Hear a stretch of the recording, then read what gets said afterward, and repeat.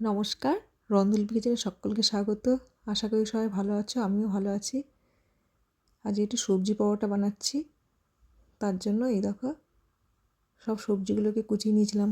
গাজর, capsicum, beans, কাঁচা লঙ্কা, পেঁয়াজ, আদা ব্রেড করে একটু লবণ দিয়ে একটু সাদা তেল দিয়ে ময়াম দিয়ে ভালো করে মেখে গোল গোল করে লেচি করে সাদা তেল দিয়ে এভাবে গোল গোল করে বেলে নিয়েছি। আর এই ফ্রাইং প্যানে চারিদিক দিয়ে তেল ছড়িয়ে এপিট এপিট ভালো করে ভেজে নিচ্ছি ঠেসে ঠেসে। একটু মিডিয়াম ফ্লেমে রেখেছি, একদম হাই ফ্লেমে দিলে ভেতরে কাঁচা কাঁচা থেকে যাবে। তারপর একটু এপিট ওপিট একটু হলে আবার একটু ফ্লেমটা লো করে দিয়ে এবার ওপর থেকে একটু বাটার দিয়ে ছড়িয়ে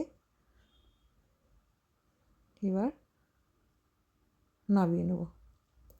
এই ধরনের পরোটা একটু টমেটো সস দিয়ে খেলেই হয়ে যায়, তবু আমি একটু আলুর দম করছি।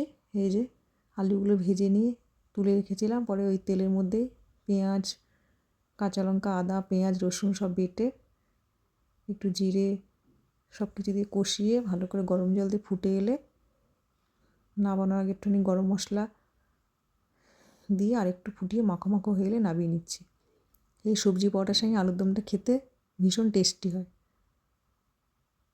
তোমাদের কেমন লাগলো জানিও। যদি ভিডিওটি ভালো লেগে থাকে লাইক, কমেন্ট ও সাবস্ক্রাইব করবে। আবারও দেখাবে অন্য কোনো দিন অন্য কোনো রেসিপি নিয়ে। ততক্ষণ সবাই সুস্থ থাকবে, ভালো থাকবে। ধন্যবাদ।